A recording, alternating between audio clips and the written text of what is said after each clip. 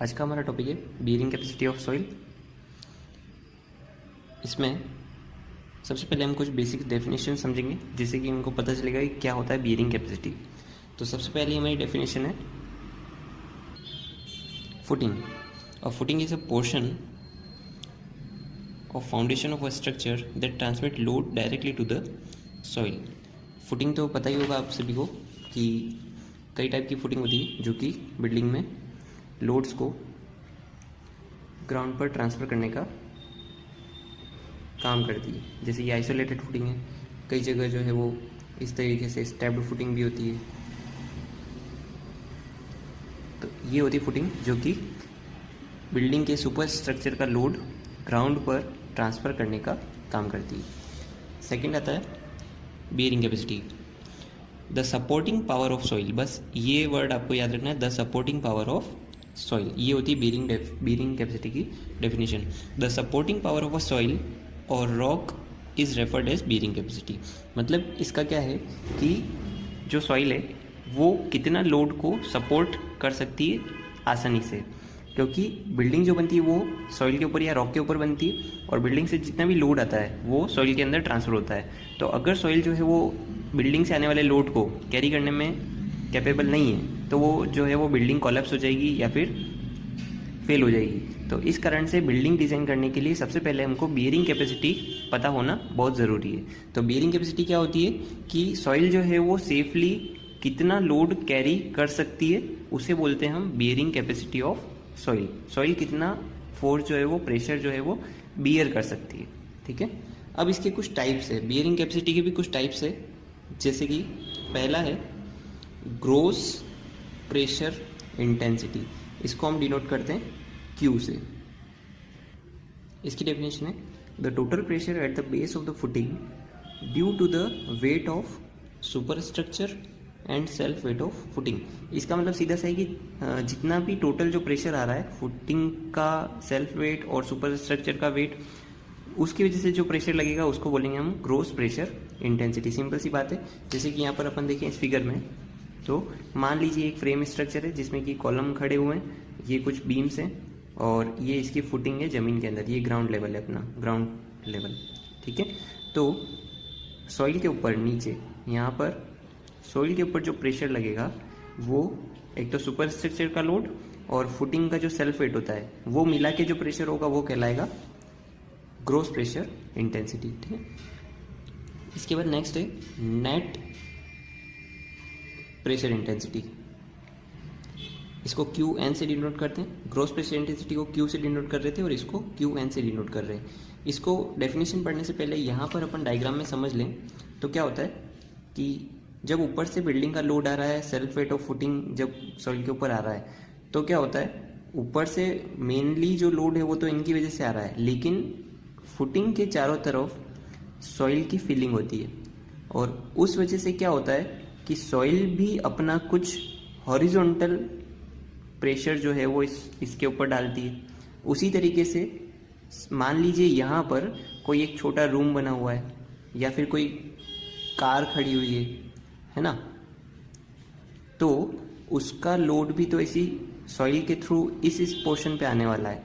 तो इसका मतलब ये है कि टोटल जो प्रेशर आ रहा है ऊपर से बिल्डिंग का और सेल्फ वेट का, फुटिंग का, वो तो कहलाता है हमारा ग्रोस प्रेशर इंटेंसिटी। और अगर उस ग्रोस प्रेशर इंटेंसिटी में से ये जो साइड से जो प्रेशर लग रहा है उनको अगर माइनस कर दिया जाए तो वो कौन सा हो जाएगा, नेट प्रेशर इंटेंसिटी। और ये जो साइड से जो प्रेशर लगते हैं उनको बोलते हैं overburden pressure.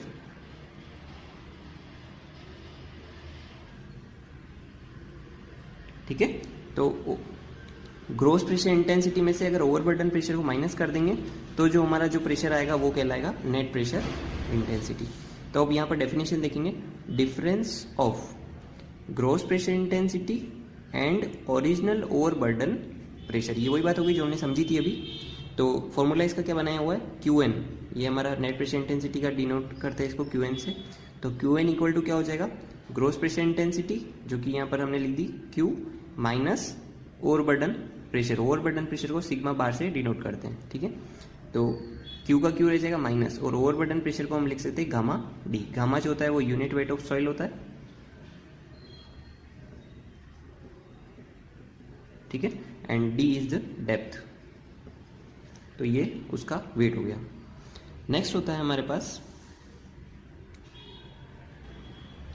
Ultimate bearing capacity. अभी तक हम जो पढ़ रहे थे वो पढ़ रहे थे pressure intensities, gross pressure intensity और नेट प्रेशर इंटेंसिटी, ये दो टाइप की थी, ठीक है, ग्रॉस प्रेशर इंटेंसिटी और नेट प्रेशर इंटेंसिटी।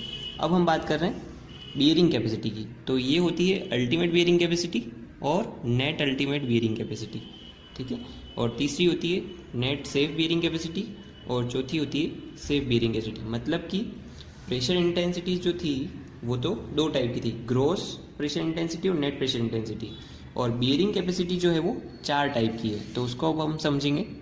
तो सबसे पहला है हमारे पास अल्टीमेट बियरिंग कैपेसिटी, इसको डिनोट करते हैं हम क्यू एफ से। इसकी डेफिनेशन क्या है?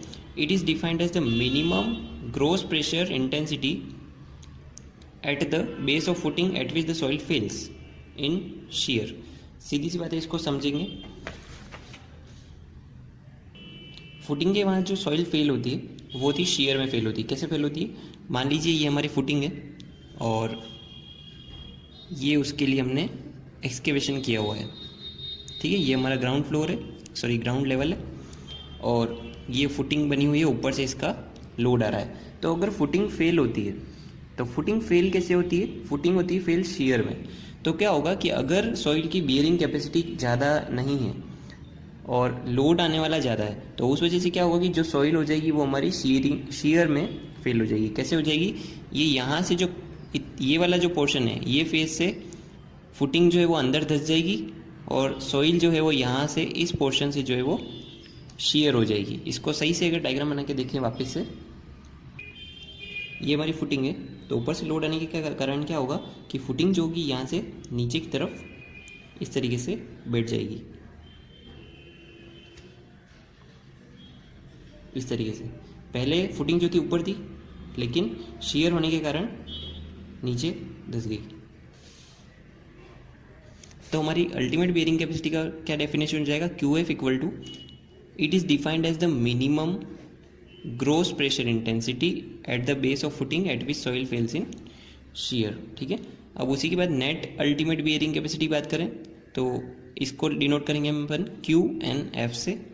अब ये डेफिनेशन इसी से बनी हुई है, यहाँ पर था क्योंकि हम अल्टीमेट बियरिंग कैपेसिटी की बात कर रहे थे तो इसमें आया मिनिमम ग्रॉस प्रेशर इंटेंसिटी। अब यहाँ पर नेट लगा दिया हमने तो इसमें भी फॉर्मूले में नेट लग जाएगा, तो यहाँ हो जाएगा मिनिमम नेट प्रेशर इंटेंसिटी, ठीक है। यहाँ पर था मिनिमम ग्रॉस प्रेशर इंटेंसिटी, यहाँ पे आ रहा है हमारे पास मिनिमम नेट प्रेशर इंटेंसिटी, ठीक है। तो जिस तरीके से हमने यहाँ पर नेट प्रेशर इंटेंसिटी और अल्टीमेट बियरिंग कैपेसिटी में, सॉरी ग्रॉस प्रेशर इंटेंसिटी और नेट प्रेशर इंटेंसिटी में हम यहाँ पर सिग्मा 1 ओवरबर्डन प्रेशर को माइनस किया था, उसी तरीके से हम यहाँ पर भी लिख सकते हैं कि क्यू एन एफ का अगर हमें फॉर्मूला बनाना है तो q n f equal to q f minus gamma d कर देंगे, ठीक है।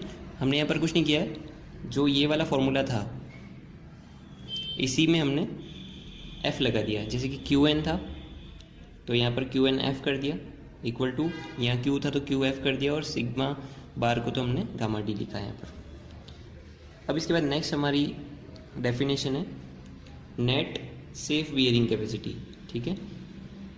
तो net safe bearing capacity simple सा है, जो हमारी नेट अल्टीमेट बियरिंग कैपेसिटी थी उसमें अगर हम फैक्टर ऑफ सेफ्टी का डिवाइड कर दें, एफ जो है वो यहाँ पर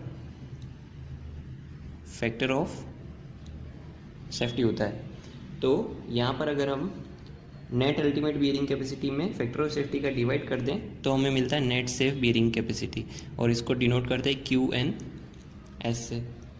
इसके बाद नेक्स्ट हमारी डेफिनेशन है safe bearing capacity. Safe bearing capacity बहुत इंपॉर्टेंट है।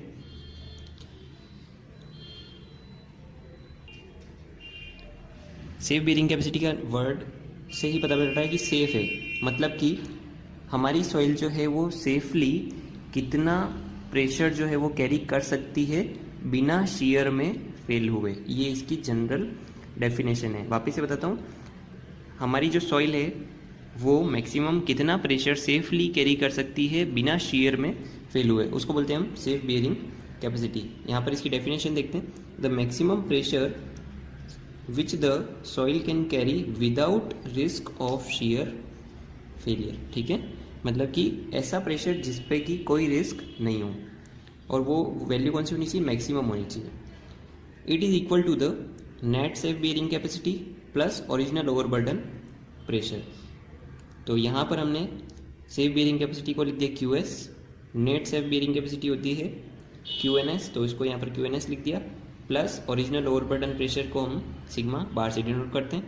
तो QS इक्वल टू हो जाएगा, QNS का फॉर्मूला क्या था, QNF अपॉन F, तो QNF upon F plus sigma bar को हम लिखते हैं गामा D। तो ये हमारा हो गया QS यानी कि सेफ बियरिंग कैपेसिटी का फॉर्मूला। अब इसके बाद इन कुछ डेफिनेशंस के बाद एक इम्पोर्टेंट डेरिवेशन होता है रैनकाइंस डेप्थ का फुटिंग के लिए, वो हम देखते हैं। रैनकाइन डेप्थ ऑफ फुटिंग, ये बहुत ही इंपॉर्टेंट फार्मूला है जो कि आगे भी कई जगह काम आता है। रैनकाइन डेप्थ ऑफ फुटिंग का मतलब क्या है कि रैनकाइन ने एक फार्मूला डिराइव किया है किसके लिए, डेप्थ ऑफ फुटिंग के लिए। डेप्थ ऑफ फुटिंग क्या होती है कि जब भी कंस्ट्रक्शन होता है तो फुटिंग को बनाने के लिए हम ग्राउंड में एक्सकेवेशन करते हैं, तो वो एक्सकेवेशन की जो डेप्थ है वो डेप्थ कितनी होनी चाहिए, वो होती है रैनकाइन डेप्थ। ठीक है, तो फुटिंग को बनाने के लिए हम एक्सकेवेशन कितनी डेप्थ का करें वो हमें पता पड़ेगा रैनकाइन डेप्थ वाले फॉर्मूले से। हमने यहाँ पर एक्सकेवेशन का ये बना दिया है। अब हम क्या करेंगे कि यहाँ पर इसके नीचे दो एलिमेंट कंसिडर करेंगे। सबसे पहले यहाँ पर जो प्रेशर लगेगा फुटिंग का, उसको लिख देते हैं QF, और यहाँ पर दो एलिमेंट कंसिडर करेंगे। और ये एलिमेंट कहाँ कंसिडर करने हैं, एक एलिमेंट जो कंसिडर करना है वो तो जस्ट इस फुटिंग के नीचे का एलिमेंट कंसिडर करना है, और एक उसके जस्ट पास वाला। और यहाँ से जो ये प्लेन जाएगा वो जाएगा शेयर प्लेन, क्योंकि जब सॉइल जब फुटिंग जो है वो अंदर सिंक होगी तो इसी प्लेन से जो है वो सॉइल को वो शेयर करते हुए नीचे जाएगी। तो हम इस एलिमेंट को नाम दे देते हैं फर्स्ट एलिमेंट फर्स्ट, एंड इसको दे देते हैं एलिमेंट सेकंड। अब इन दोनों एलिमेंट्स पर आने वाले स्ट्रेस कंपोनेंट्स को हम यहाँ पर ड्रॉ करेंगे, और ये हो जाएगी डेप्थ ऑफ एक्सकेवेशन या फिर डेप्थ ऑफ फुटिंग। तो दोनों एलिमेंट्स को यहाँ पर हम ड्रॉ करते हैं। ये हमारा हो जाएगा फर्स्ट एलिमेंट एंड ये हो जाएगा हमारा सेकंड एलिमेंट। फर्स्ट एलिमेंट पर इधर से हम लगा देते हैं सिग्मा 1, इधर से लगा देते हैं सिग्मा 3, और वर्ड ऊपर नीचे सेम होता है तो ये भी हो जाएगा सिग्मा 1। ठीक है, अब यहाँ पर हम देखेंगे कि फर्स्ट एलिमेंट पर ऊपर से कौन सा फोर्स आ रहा है, कौन सा प्रेशर आ रहा है, QF। तो QF जो हो जाएगा वो QF सिग्मा 1 के बराबर हो जाएगा। क्यों, क्योंकि इस एलिमेंट पर ऊपर से हमने कितना लगाया सिग्मा 1, और इधर से कितना आ रहा है QF, तो दोनों इक्वल हो जाएंगे। अब हम इस सेकेंड एलिमेंट की बात करें तो सेकेंड एलिमेंट का और फर्स्ट एलिमेंट का क्या रिलेशन होता है। फर्स्ट एलिमेंट पर जो वर्टिकल स्ट्रेस कंपोनेंट आ रहा है ऊपर से, वही जो है वो सेकेंड वाले पर लेटरली लगेगा। तो फर्स्ट एलिमेंट पर ऊपर से आ रहा है सिग्मा 1, तो हॉरिजॉन्टल कंपोनेंट जो होगा सेकेंड वाले एलिमेंट का वो हो जाएगा सिग्मा 1। ठीक है, फर्स्ट एलिमेंट पर ऊपर से जो आ रहा है वो सेकेंड एलिमेंट पर हॉरिजॉन्टल जाएगा, तो सिग्मा 1 लग गया इधर, तो यहाँ पर सिग्मा 1, और बाकी ये हो जाएगा सिग्मा 3 इधर और सिग्मा 3 इधर। अब यहाँ पर वापस से देखें तो सिग्मा 3 क्या है, सेकेंड एलिमेंट पर ऊपर से आने वाला स्ट्रेस कंपोनेंट। तो ऊपर तो इसके ऊपर सॉइल है, तो उसको अपन लिख सकते हैं gamma D, unit weight of soil into depth of soil, उससे जो है वो टोटल लोड में कन्वर्ट हो जाएगा वो। तो इस तरीके से जो है वो स्ट्रेस कंपोनेंट हमारे दोनों एलिमेंट्स पर लगेंगे। अब हम सबसे पहले डेरिवेशन जो स्टार्ट करेंगे, सबसे पहले हम यहाँ पर लिखेंगे प्रिंसिपल स्ट्रेस रिलेशनशिप।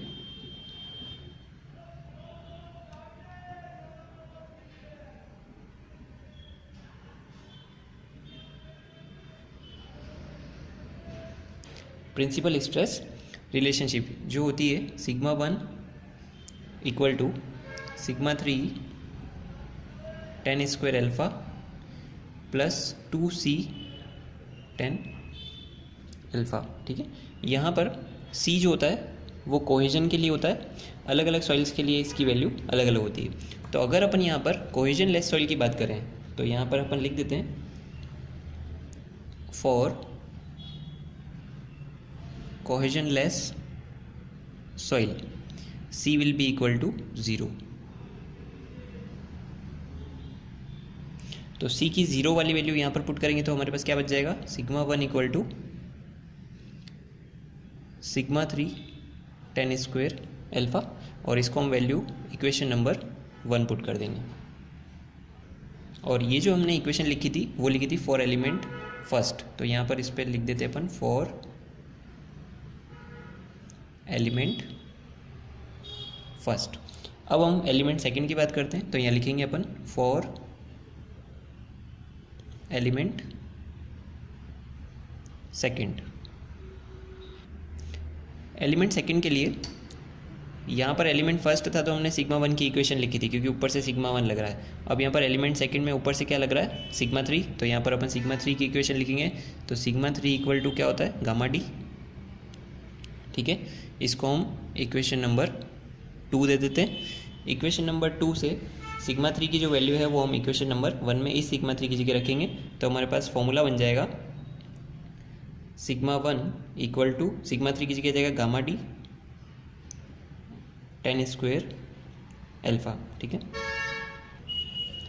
तो ये हमारा हो गया एलिमेंट फर्स्ट और एलिमेंट सेकंड के लिए दोनों वर्टिकल स्ट्रेस कंपोनेंट्स। अब हम हॉरिजॉन्टल वाले को कंसिडर करें तो यहाँ पर देखेंगे कि एलिमेंट फर्स्ट पर हॉरिजॉन्टल कितना लग रहा है, सिग्मा 3, और एलिमेंट सेकंड पर कितना लग रहा है, सिग्मा 1। तो क्योंकि ये दोनों एक दूसरे के पास पास है तो सिग्मा 3 और सिग्मा 1 की वैल्यू सेम होगी, तो अपन यहाँ लिख सकते हैं सिग्मा 3 ये वाला, sigma 3 of element first equal to हो जाएगा क्या, सिग्मा 1 ऑफ एलिमेंट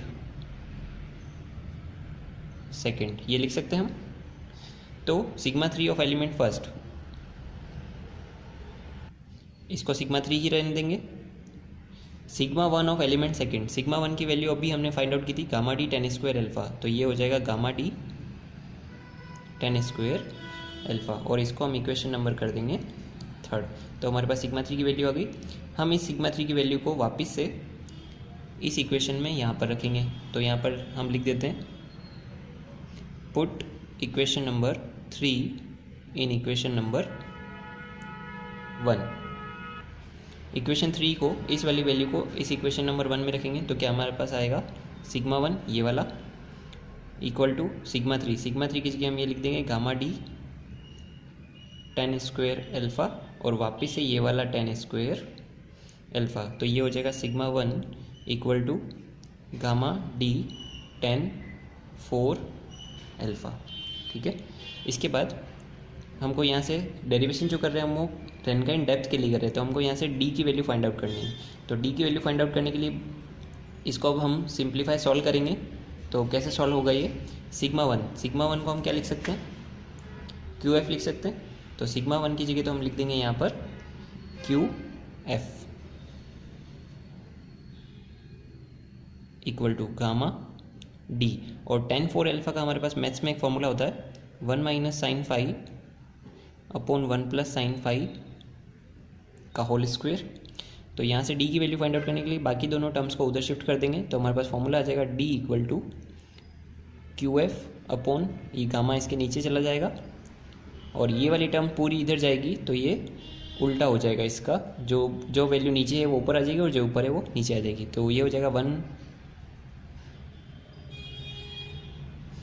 इसमें ऊपर यहाँ पर जो 10 4 अल्फा का फॉर्मूला होता है उसमें ऊपर प्लस होता है और नीचे माइनस होता है, तो उल्टा करेंगे तो माइनस वाली वैल्यू ऊपर आ जाएगी, तो ये हो जाएगा हमारा 1 माइनस